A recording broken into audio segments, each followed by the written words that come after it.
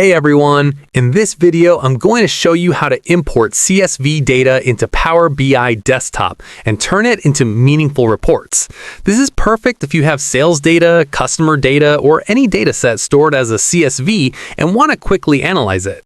First, you open Power BI Desktop and go to the Home tab. Click on Get Data and select Text/CSV. Then browse to your file, select it, and click Open. Once the file loads, you can click Load to bring the data into Power BI. This will make all your columns available in the Fields pane on the right side of the tool. After your data is loaded, you can explore it in the Data view to check the table structure and values. Then switch to the Report view to start building visuals.